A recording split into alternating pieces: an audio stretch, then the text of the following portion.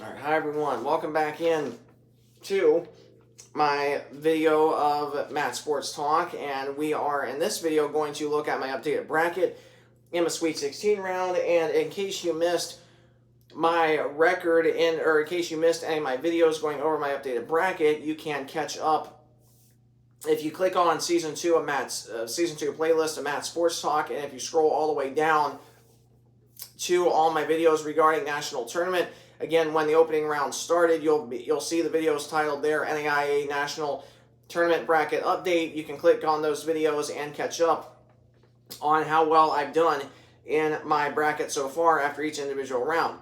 So after the Sweet 16 round concluded last night, and again, the Elite 8 rounds are today, I'll be recording a video tomorrow afternoon talking about, not recapping, but, well, I mean, I'll be recapping the Crossroads League schools that are in the Elite 8 rounds. So, again, make sure that you stay tuned for that. But I'll also be recording a video going over my updated bracket tomorrow as well after the Elite 8 rounds are completed tonight. So, just how well did I do in my Sweet 16? Well, we'll back up just for a second.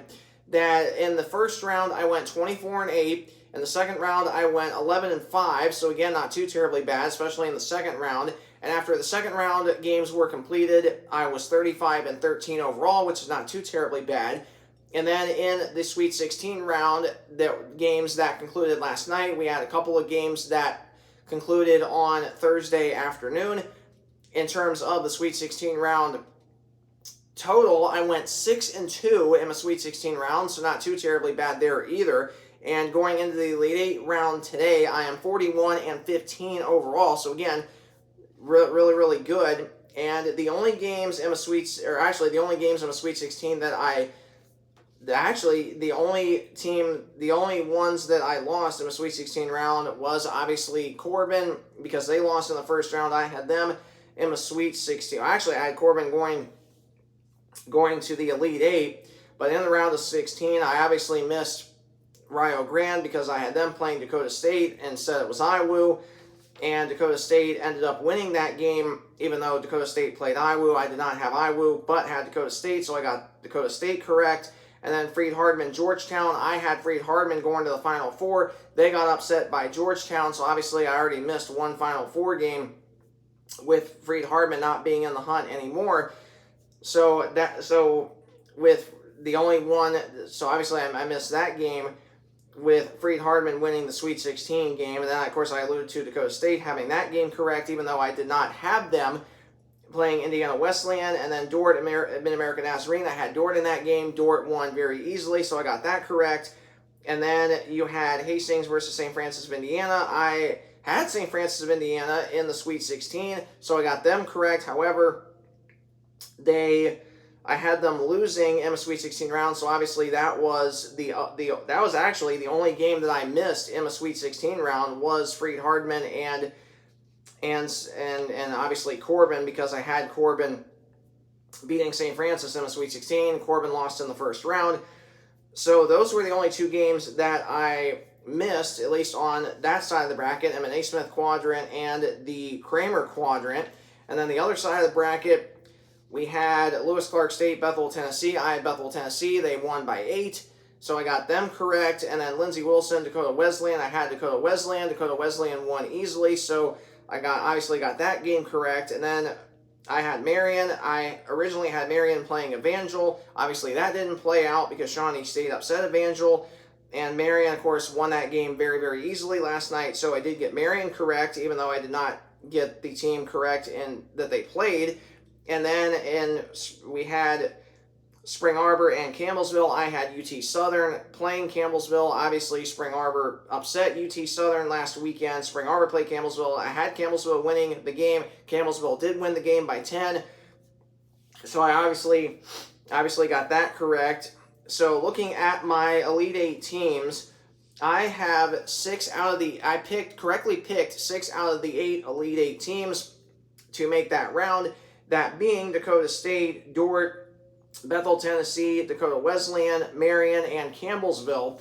So actually I did not do bad at all correctly picking 6 out of the 8 Elite 8 teams to make that round. So, and again, this is my second year doing this, so obviously, I'm definitely happy with the result. And of course, again, like I watched so much basketball this year and have really done a lot more homework this year with looking at RPI numbers, ARC numbers, quad records, as well as general seed line all these teams would have been on heading into the national tournament. So doing more homework this year than I did last year, I think that definitely has helped me out a lot with getting a lot of these games correct this year. And again, obviously I wanted to look more into a lot more of the team's statistics in terms of leaders, points per game, all that good stuff.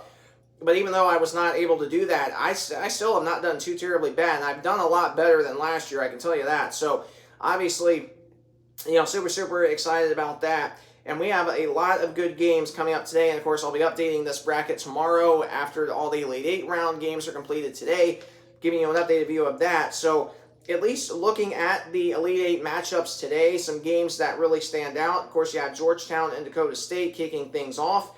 And again, like I have, of course, that the result of that game does not matter to my bracket because I had Freed Hardman. Freed Hardman obviously is already out of the hunt for the Red Banner, so that should be that'll be a game of really good basketball that I'll be paying attention to. And honestly, though, Georgetown, I think they are one of the hottest teams still in the hunt. They advanced to the Elite 8 round for the first time in 14 years. Head coach Jeff Nickel, has done a really good job this year. And this was a team, obviously, that I mentioned this before, but they lost to Indiana Wesleyan in a Sweet 16 round last year. And what a bounce back for Georgetown a year later. And they lost a lot of players from last year, but Jeff Nickel, and company, they've done a really good job at reloading this year in terms of getting, really good talent. And I think, and it would not surprise me if Georgetown upsets Dakota State. However, even though that game doesn't matter to my bracket, I'm going Dakota State on that one. I think Dakota State, is a really good team right now. They're led by Tabor Teal, who was named, I believe, NAIA All-American, and actually I think she also won some awards based on how good she's played in that Frontier Conference this year. Of course, you also have Caitlin Dyer, came up huge against Indiana Wesleyan, scored almost 20 points in that one. Bria Wasman scored, I believe, 21 or 23 against IWU on Thursday. So obviously, this Lady Trojan team, they're averaging 83 points per game on the year. They're holding their opponents to, I believe, just, 60 points, I think it is, 60, 61. So again, I think the only way Georgetown wins this game is if they score 85 or more. I think if they score really under 80, I just do not see Georgetown winning this game. So I definitely am going Dakota Wesleyan. I think, not Dakota, I'll get to Dakota Wesleyan in a minute, but I'm going Dakota State in this one over Georgetown. I think Dakota State's too good. Yeah, they really struggle in terms of the free throw line against Indiana Wesleyan. They cannot afford to do that today. And Dakota Wesleyan, or not Dakota Wesleyan, I stand corrected. Dakota State, they're an excellent shooting team, and they didn't shoot the ball that well on Thursday. I think they shoot the ball a lot better today. So again, that's another reason why I'm going the Lady Trojans in that one. And then Dordt, St. Francis of Indiana, that game will be at 4 o'clock Eastern time today. Obviously, I'm going Dordt. I know I have Dordt winning it all this year and hoping, and obviously for them, hoping that they win their 3rd straight national championship. I think it would mean so much to that program. Head coach Bill Harmson, he's got some amazing players: Willow Bleeker, Macy Sievers, Gracie Schoenhoven. Like, this is a Lady Defender team that is very hungry for a national title this year. I think this is their last best chance to do it. And I obviously have Dordt in this one. I think Dordt is just too good. I don't think St. Francis scores enough points. However, if St. Francis, I think the only way St. Francis might have a chance of upsetting Dordt is if they can keep this game in the 60s, which, of course, we saw with Hastings and St. Francis yesterday. St. Francis, held Hastings to only 60 points. That was a team that, a Hastings Bronco team that was averaging, I believe, 85 or 90 points per game and just in a national tournament prior to yesterday. So again, if St. Francis's defense can hold the Lady Defenders in the 60s, I think St. Francis has a chance of winning this game. However, if Dordt scores 75 or more, I just don't think St. Francis accumulates that on the other side of the ball. So I think Dordt will win this game. Again, if Dordt scores 75 or more, I think it's going to be a blowout. If both teams only score in the 60s, I think it could go either way. But again, I have Dordt winning that game. On the other side of the bracket, Bethel, Tennessee, Dakota Wesleyan. I have Bethel of Tennessee in this one. In fact, I have Bethel of Tennessee going to the Final Four. However, Bethel, Tennessee really struggled yesterday against Lewis Clark State, fell behind early 7-1. However, they were able to rally back and win 78-70. Dakota Wesleyan, they're a red-hot team right now. They scored, I believe, over 80 points yesterday. Or pretty much, they might have scored a little under 80, but they scored a lot of points against Lindsey Wilson. I watched a lot of that game yesterday. Dakota Wesleyan is such a good team offensively. They rebound. They like to run on offense, like to run in transition, or come around screens, kick back out to a wide-open person at the three-point line. Again, this is going to be a really big test for the Lady Wildcats of Bethel, Tennessee. Even though I have Bethel, Tennessee winning this game, I'm kind of concerned for them in terms of being a 1 seed. I think Dakota Wesleyan is going to be a team that upsets Bethel, Tennessee. Even though I picked Bethel, I really think Dakota Wesleyan wins this game, especially if they played today like they played Lindsey Wilson yesterday. Then I really think Dakota Wesleyan wins this game by at least 10 points, if not more than that. However, if Dakota Wesleyan struggles shooting and Bethel, Tennessee shoots a lot better, which they did not shoot well at all yesterday, then I think Bethel, Tennessee wins this game. And again, even though I picked Bethel, Tennessee in my bracket, I'm going Dakota Wesleyan in this one. I think Dakota Wesleyan is the other team that is just red hot in this tournament that really nobody has talked about quite yet. And I think that carries over into today's game. I have Dakota Wesleyan, at least in my personal opinion. Obviously, this does not reflect it off my bracket, but I do think that Dakota Wesleyan wins this game against Bethel, Tennessee. I think Dakota Wesleyan, they got all the momentum. But again, that should be a really close game. Again, would not be surprised if Bethel, Tennessee wins that game. Obviously, for my bracket, that would help if Bethel wins this game. However, I just think Dakota Wesleyan is the better team. And then Marion versus Campbellsville in the nightcap tonight. That will be at 9 o'clock Eastern. Of course, I'll pay attention to all these scores tomorrow morning when I wake up, especially for the later evening games. And again, this game, I think, even though I have Campbellsville winning this game, in fact, I have Campbellsville going to the national title game against Dordt. Again, Campbellsville, I know they shot red hot yesterday. However, their free throw percentage was not great at all last night. They need to shoot way better at the free throw line if they want a chance to beat Marion. Obviously, if Campbellsville only shoots 30-35% against Marion, I just don't see Campbellsville winning that game.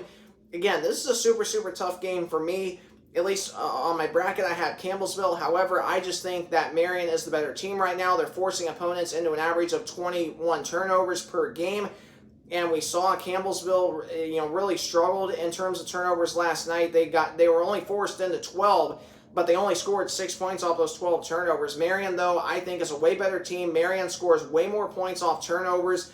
And I'm going Marion in the nightcap tonight. I really think Marion is going to upset Campbellsville and advance to the Final Four.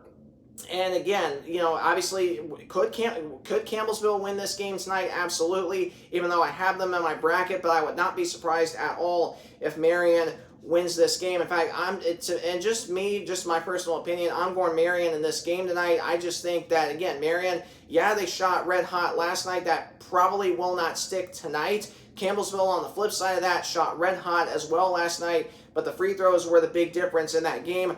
So again, this could be a really good low-scoring game, maybe only decided by a couple of points on either end of the spectrum. I just think Marion is the better team right now, and I think Marion is going to beat Campbellsville and advance to the Final Four. So that is my updated view on my tournament bracket, and as well as making my own personal predictions for the Elite Eight games happening today and tonight. And again, obviously, those are just my opinions. That it obviously does not reflect that on my bracket, but that's just how I see things right now in terms of who's left, who's playing the best right now in the national tournament. So again, things could go either way, but that's just how I see things happening as of right now. Should be a great day of games.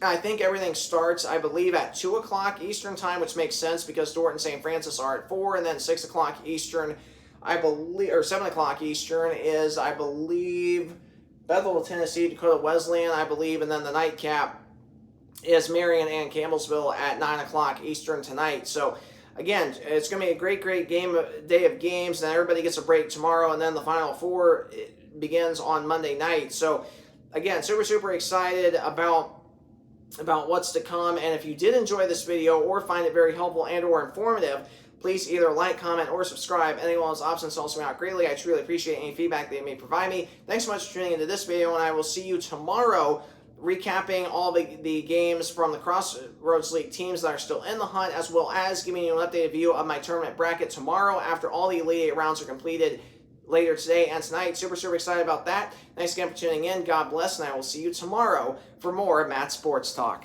God bless.